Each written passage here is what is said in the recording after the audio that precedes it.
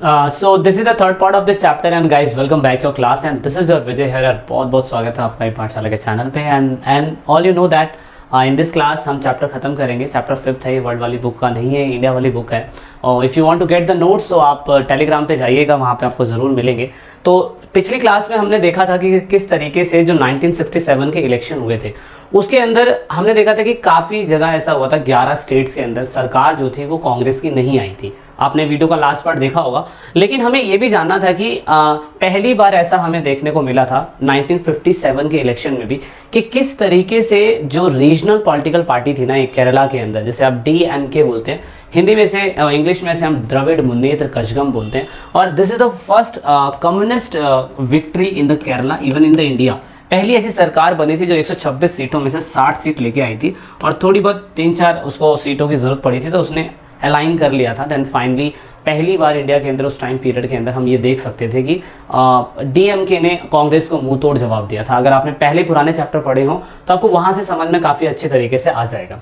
But अगर हम point की बात करें तो 1967 से पहले जब आपके नेहरू जी थे, शास्त्री जी थे, कोई भी थे, उन सभी लोगों के टाइम पीरियड पे कभी भी अलायंस नहीं हुआ था। लेकिन इस टाइम पीरियड पे पहली बार 1967 के इलेक्शन के बाद हमने पूरे इंडिया के अंदर अलायंस देखे। अलायंस दैट मीन्स मैं कह सकता हूँ कि एक पार्टी दूसरी पार्टी से जुड़ रही थी। So you can say that this is the coordination government. याद रखिएगा, जब 2 या 2 से अधिक सरकारें मिलकर आपस में कोई भी पार्टी बनाए, कुछ भी करें, तो उसे हम कहीं ना कहीं क्या कह सकते हैं, उसे हम पूरी तरीके से उसे कोऑर्डिनेशन गवर्नमेंट कह सकते हैं। तो 1967 के टाइम पे हम देख सकते हैं कि कहीं ना कहीं किसी भी एक पार्टी को क्लियर मेजॉरिटी नहीं मिल पा रही थी, क्योंकि 1967 में जो सेंट्रल में, क्योंकि बताया हमने 40% सीट मिली थी बस कांग्रेस को, लेकिन फिर भी सेंट्रल में वो इलेक्शन मतलब सेंट्रल में अपनी सरकार चला पाई थी। तो उस टाइम पे किसी को कोalition नहीं मिल पा रहा था, किसी को बहुमत नहीं मिल पा रहा था विधानसभा के अंदर भी। सो दैट इज उन्होंने क्या करा, उन लोगों ने एक तरीके का कोalition बना लिया। तो joint legislature party form the कोalition government.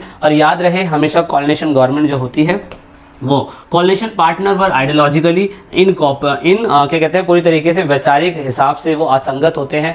मतलब अगर हम एक साथ पार्टियां गठबंधन बना भी लेते हैं ना, तो फिर आप नोटिस करेंगे इस गठबंधन बनाने का कोई फायदा नहीं होता है। लेकिन पहली बार 1967 के टाइम पीरियड के अंदर हमने गठबंधन सरकारों को देखने की शुरुआत करी और हमें ये समझ में आया कि यहाँ से गठबंधन की शुरुआत हुई। मतलब अगर कांग्रेस ने मान लो पंजाब के अंदर इलेक्शन वो हार गई, पंजाब के अंदर अगर इलेक्शन हार गई तो उसको थोड़ी बहुत सीटें मिली होंगी पंजाब के अंदर, बिहार के अंदर, उत्तर प्रदेश में। तो उन्होंने क्या करते हैं, वो लोग रीजनल पार्टी से अपना कांटेक्ट बना लेते हैं। जब रीजनल पार्टी से अपना कांटेक्ट बना लेते हैं तो वहां पे एक कोalition गवर्नमेंट क्रिएट हो जाती है और कुछ शर्तें रख ली जाती है कि सेंट्रल में हम लोग ही बैठेंगे, लेकिन आपको थोड़ी बहुत पावर या सत्ता दी जाएगी सरकार को चलाने में। So this is how कोalition government run. लेकिन याद रखिएगा कि कभी भी चीजें कोऑर्डिनेशन में नहीं चल सकती है, चाहे अंडरस्टैंडिंग कितनी भी बेटर हो, चाहे वो बिजनेस की बात हो, चाहे रियल एक्सपीरियंस की बात हो, ठीक है। तो वहाँ पे पार्टी की बात हो रही है तो वैसे भी सत्ता के भूखे होते हैं ये लोग, तो कभी भी कोऑर्डिनेशन गवर्नमेंट लंबे समय तक नहीं चल पाता। आप कोई भी सरकार, कोई भी इतिहास उठा के देख लीजिए, गवर्नमेंट जो कोऑर्डिनेशन वाली है ना वो लंबे समय तक चली ही नहीं है। अच्छा, तो हमें इतना समझ में आया कि अगर 1967 के अंदर वैसे तो सिंडिकेट मेंबर ने सोचा था कि इंदिरा गांधी जी जीतेंगी और हम भी जीतेंगे, तो कहीं ना कहीं होगा क्या, होगा ये कि क्या कहते हैं, पार्टी होगी फिर जश्न चलेगा। लेकिन ऐसा हुआ ही नहीं, क्योंकि 1967 के अंदर जो बेचारे खुद ही अपने आप को किंग मेकर बोलते थे वही इलेक्शन हार गए। अब वो इलेक्शन हार गए तो इंदिरा गांधी को समझ में नहीं आया कि यार ये हुआ क्या एकदम से, क्योंकि जिन्होंने मुझे इलेक्शन लड़वाने की एक तरीके की वो दी और वही क्या कहते हैं कांग्रेस के अंदर हार गए। तो क्यों मैं ये कह सकता हूँ कि ये आपके के कामराज जी हैं, इतने लंबे समय से इलेक्शन जीत रहे थे। के कामराज जी जो इंदिरा गांधी को PM बनाने वाले नेता थे वो खुद ही हार गए। तो इस तरीके से Indira Gandhi versus syndicate member होने लग गया। लेकिन सिंडिकेट के सारे नेता नहीं हारे, कुछ नेता हारे, और अगर कुछ नेता हारे तो इंदिरा गांधी को कहीं ना कहीं सिंडिकेट मेंबर की सुननी होगी।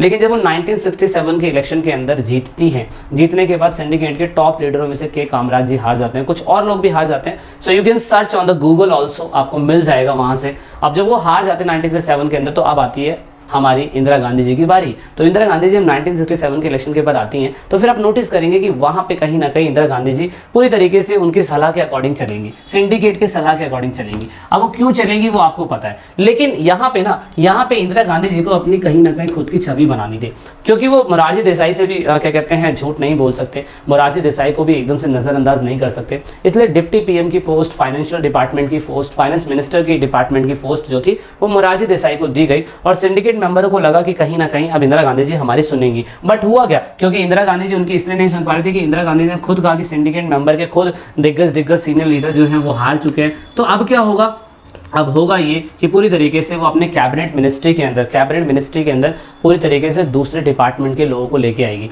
तो कह सकता हूँ कि सिंडिकेट के मेन बंदों को दरकिनार कर दिया गया है ना, तो उनको क्या कर दिया गया, उनको साइड लाइन कर दिया गया कि आप निकलिए भैया बाहर, दूर से नमस्कार।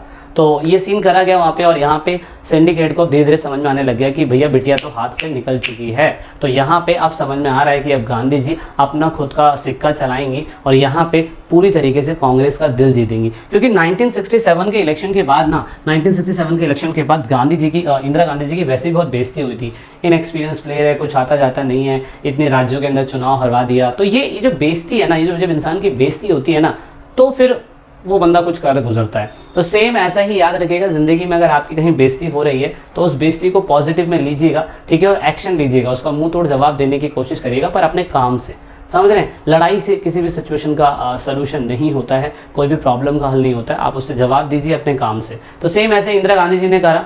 इंदिरा गांधी के सामने दो चुनौतियां थी, दो चुनौतियों में से नंबर 1 कि सिंडिकेट के ऊपर इंडिपेंडेंस के बाद डिपेंड हो या ना हो, क्योंकि भाई इनके फादर तो डिपेंड थे। दूसरा उनका सबसे बड़ा ये था कि पूरी तरीके से जो उन्होंने अपनी जो इज्जत खोई है ना, इज्जत खोई है, उसको रिगेन करने की पावर उनको मिलनी चाहिए या नहीं, तो रिगेन करने की पावर के ऊपर उन्होंने काम करा। दो प्रॉब्लम थी, क्योंकि 1967 के इलेक्शन में 283 सीट लाना है, 40% सीट लाना, 11 जगहों पे चुनाव हार जाना, एक बेइज्जती वाली बात है। और आप ये पूरा चार्ट देख सकते हैं, मैंने लास्ट 2019 तक बता रखा है कि कितनी कितनी पार्टियां जीती हैं, क्या क्या जीती है, आप स्क्रीनशॉट खींच लीजिएगा ताकि आपको समझ में आ सके, ठीक है। तो यहाँ पे अब उन्होंने रिगेन करने के लिए क्या किया, सबसे पहले उन्होंने लेफ्ट फ्रंट पॉलिसीज अपनाई। लेफ्ट फ्रंट पॉलिसीज मैंने आपको बताया था, वामपंथी और दक्षिणपंथी लोग होते थे।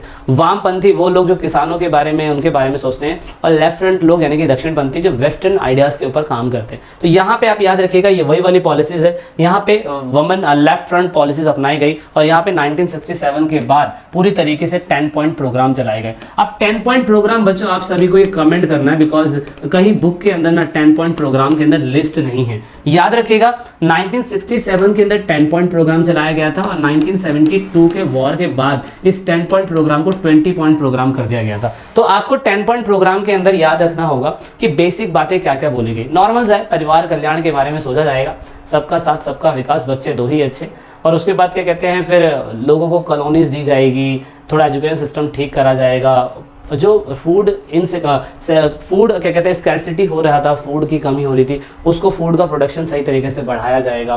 तो ऐसे बहुत से बेसिक काम थे जो सरकार ने फोकस करा। सरकार ने कहा कि क्या कहते हैं, दिल में अगर किसी के उतरना है तो भाई आपको अच्छे काम करने पड़ेंगे। So that is why Indira Gandhi ji अपनी खोई हुई इज्जत वापस लाना चाहती थी। तो उन्होंने क्या करा, उन्होंने कहा कि यार आज से कई साल पहले तक इंसान अपना पैसा जो था वो पूरी तरीके से बैंकों के अंदर नहीं रखता था, कहीं मिट्टी के बर्तनों में छुपा के रख दिया, कहीं दीवार में गाड़ के रख दिया, कहीं पर्स में रख दिया तो चूहे खा गए, तो वहाँ पे उनको कोई फायदा नहीं होता था। दैट इज़ वाई उन्होंने बैंकों के राष्ट्रीयकरण की भी बात यहाँ से छेड़ी यहाँ पे। तो आप नोटिस करेंगे कि 1967 के अंदर तो उन्होंने 10 पॉइंट प्रोग्राम चलाया, लेकिन 1969 के अंदर बैंक नेशनलाइज की भी बात हुई, बैंकों का राष्ट्रीयकरण करना। मतलब ऐसे बैंक जो अब सरकार के अंडर में आएंगे, तो 14 बैंकों का राष्ट्रीयकरण 1969 में करा गया। लेकिन क्योंकि फाइनेंस मिनिस्टर मोरारजी देसाई जी थे, इसलिए सबसे पहले उनसे फाइनेंस मिनिस्टर की पोस्ट छीन ली गई, और छीनने के बाद फिर ये काम करा गया। तो इस तरीके से मोरारजी देसाई जी की भी मतलब बहुत उन्हें बुरा लगा, दिल से बुरा लगा यार उन्हें। और जब उन्हें दिल से बुरा लगा तो उन्होंने कहा कि भैया ये पकड़िए आपका इस्तीफा, हम आपकी सरकार में नहीं रहना चाहते हैं, हम आपकी सरकार से रिजाइन दे देते हैं। तो यहाँ पे इंदिरा गांधी जी ने उसके बारे में इतना नहीं सोचा आई थिंक, लेकिन यहाँ पे उन्हें पता था कि इंपॉर्टेंट लीडर है, बाद में जाके कोई प्रॉब्लम होगा, लेकिन उन्हें तो अपनी पावर को रिगेन करना है ना, जो खोई हुई इज्जत है उन्हें वापस लाना है। दैट इज वाई यहाँ पे एक तो nationalisation of general insurance bank की बात हुई, प्रॉपर्टी मतलब पूचक बंदी करवाने की बात हुई कि सरकार के अंदर में अंडर प्रॉपर्टी कौन सी आनी चाहिए। उसके बाद public distribution of food gain जो 10 पॉइंट प्रोग्राम का ही हिस्सा था, उसकी शुरुआत करी गई, और उसके बाद लैंड रिफॉर्म लाया गया। लैंड रिफॉर्म समझते हैं, जमींदारी प्रथा को खत्म करने की शुरुआत भी इसी टाइम पीरियड पे हुई थी। तो ये सारे एक्शंस करे गए और इंदिरा गांधी जी ने रॉक कर दिया, समझ रहे हैं। और इंदिरा गांधी जी ने लोगों के लिए बहुत कुछ करा, लोगों के लिए घर दिया, पुअर जगहों के अंदर हाउसिंग के सिस्टम लेके आए, अच्छी चीज़ें करने की कोशिश करी। और यहाँ पे दूसरा सबसे बड़ा इशू हुआ यहाँ पे जाकिर हुसैन जी का। इसी टाइम पीरियड के अंदर जाकिर हुसैन जी की 3 मई 1969 के अंदर डेथ हो गई। अब यहाँ पे सिंडिकेट मेंबर थोड़ा बहुत तो था ही, तो उन्होंने कहा कि इंदिरा गांधी जी अब तो आप हमारी सुन लीजिए, क्योंकि इंदिरा गांधी जी को पता था कि अब अगर क्या कहते हैं मैंने सिंडिकेट मेंबर की सुनी तो ये क्या कहते हैं मेरे साथ ही गेम खेल सकते हैं उल्टा। तो इसीलिए ऐसा हुआ कि 1969 के अंदर जब क्या कहते हैं जाकिर हुसैन जी की डेथ हुई तो पीएम इलेक्शन की बात हो रही थी, और उस टाइम के रहे वाइस प्रेसिडेंट, उस समय के रहे वाइस प्रेसिडेंट वीवी गिरी जी थे। क्योंकि आपको पता है वाइस प्रेसिडेंट की पोस्ट वही होती है कि जब भी प्रेसिडेंट मर जाता है तो वाइस प्रेसिडेंट के लिए कम से कम 6 महीने की जो क्या कहते हैं पोस्ट होती है उस टाइम के अंदर अंदर इलेक्शन करना होता है, और वाइस प्रेसिडेंट उस समय पोस्ट पे बना रहता है। अब वाइस प्रेसिडेंट के काम क्या है, क्लास 11th में तो आपने इतना पढ़ रखा होगा, लेकिन आप समझना पता हमें क्या, यहाँ पे सिंडिकेट मेंबर के साथ फिर दोबारा सिंडिकेट मेंबर के साथ यहाँ पे झड़प हुई। झड़प क्या हुई, झड़प इन द सेंस थोड़ी सी कहा सुनी और थोड़ा सा मैं कह सकता हूँ कि तू मैं हुआ, क्योंकि सिंडिकेट मेंबर के लोग चाहते थे नीलम संजीव रेड्डी बने, क्योंकि वो उन्हीं की पार्टी कांग्रेस पार्टी से थे। और यहाँ पे इंदिरा गांधी जी ने डायरेक्टली कभी नहीं बोला कि वो वीवी गिरी को चाहती हैं कि वो प्रधान राष्ट्रपति बने, क्योंकि वैसे भी सिंडिकेट मेंबर जो था वो पूरी तरीके से इंदिरा गांधी के ऊपर कंट्रोल बनाने की सोच रहा है, और इंदिरा गांधी जी उनके चंगुल से निकलने की सोच रही है। तो वो डायरेक्टली कभी नहीं बोलेंगे कि हाँ भाई मैं भी नीलम संजीव रेड्डी को चुनने के लिए तैयार हूँ, ऐसा बिल्कुल भी नहीं था। सो दैट इज उन्होंने क्या करा, उन्होंने भरी पार्लियामेंट के अंदर बोल दिया कि भाई देखिए एस निजलिंगप्पा जो है, जो कांग्रेस के इंदिरा गांधी 1969 के अंदर कांग्रेस के अध्यक्ष एस निजलिंगप्पा थे। एस निजलिंगप्पा ने कहा कि हम सभी मेंबर्स को, क्योंकि आपको पता है राष्ट्रपति के इलेक्शन में एमपी और एमएलए ही वोट डालते हैं, तो उन लोगों ने लिस्ट बनाई और उन्होंने कहा कि भाई हमारा कैंडिडेट जो है नीलम संजीव रेड्डी है, आप उसी को वोट करिएगा। और अगर मैडम प्राइम मिनिस्टर जी एक बार बोल देंगे, यानी कि इंदिरा गांधी जी एक बार बोल देंगे, तो दिक्कत क्या है इसमें, कोई दिक्कत नहीं है। लेकिन यहाँ पे गेम बिछाया गया। गेम क्या बिछाया गया, यहाँ पे इंदिरा गांधी के सपोर्टर्स ने ये कहा, या इंदिरा गांधी ने मीटिंग्स के अंदर ये कहा कि भाई देखिए आप लोग अपने मन की सुनिए। समझ रहे हैं, जब इंसान मन की सुनता है ना तो वो बहुत कुछ सुनता है। तो कहने का मतलब ये था कि इंदिरा गांधी जी ने डायरेक्टली नहीं बोला कि भैया मैं पूरी तरीके से नीलम संजीव रेड्डी को समर्थन करती हूँ। इवन वो चाहती नहीं थी, दैट इज उन्होंने पूरी ASI की कमेटी, जो AICC कमेटी जो है, ऑल इंडिया कांग्रेस कमेटी, इसके अंदर बैठ के ये बात करी गई कि आप सभी लोग अपने पूरी तरीके के कॉन्शियस वोट की बात करें, विवेक मत वोट की बात करें। आपको दोनों कैंडिडेट में से जो कैंडिडेट अच्छा लगता है आप उसे ही वोट डालिए, आप अपने दिल की सुनिए।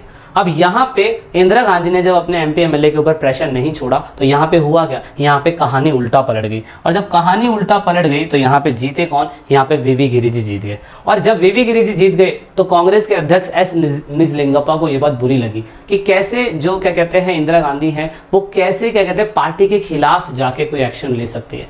और अगर कोई पार्टी के खिलाफ जाके एक्शन ले सकता है तो एस निजलिंगप्पा ने कहा कि मैडम प्राइम मिनिस्टर जी आपने पार्टी के खिलाफ काम करा है, असंवैधानिक है ये, और इसलिए आपको पार्टी से निकलना पड़ेगा। सो देन फाइनली क्या हुआ, देन फाइनली ये हुआ कि एस निजलिंगप्पा ने 1969 नवंबर के अंदर पूरी तरीके से क्या करा, तो मतलब कि 1969 के अंदर ये स्टेप लिया गया।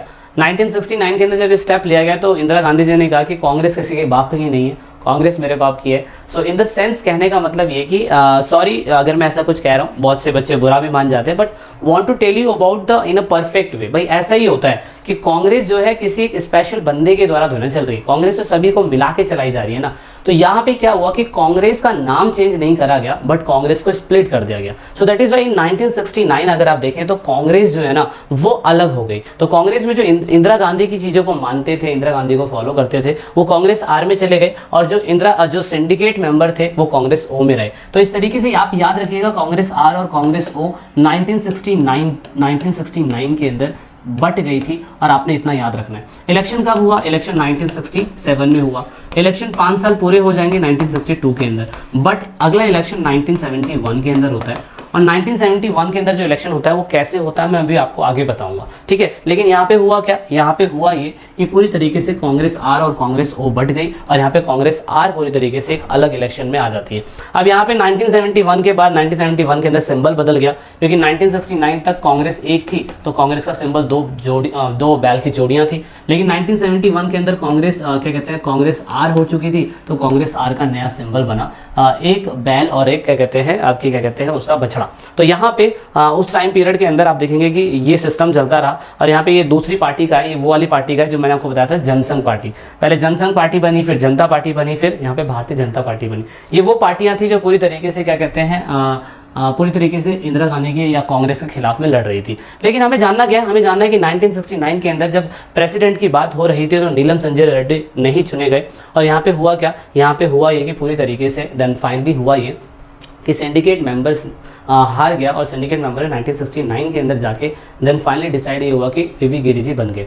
अब वीवी गिरी जी से 4 साल बाद ये कहा गया कि आप दोबारा से री इलेक्शन की मांग करिए, या कोई भी जो पीएम होता है वो राष्ट्रपति को जाके ये बोल सकता है कि मैं दोबारा इलेक्शन की मांग करना चाहता हूँ या चाहती हूँ। तो यहाँ पे 4 साल के बाद, याद रखिएगा कॉन्स्टिट्यूशन के अंदर एक अमेंडमेंट है कि राष्ट्रपति किसी भी बहुमत वाली सरकार को 4 साल के बाद भंग कर सकता है और 4 साल के बाद दोबारा इलेक्शन की बोल सकता है।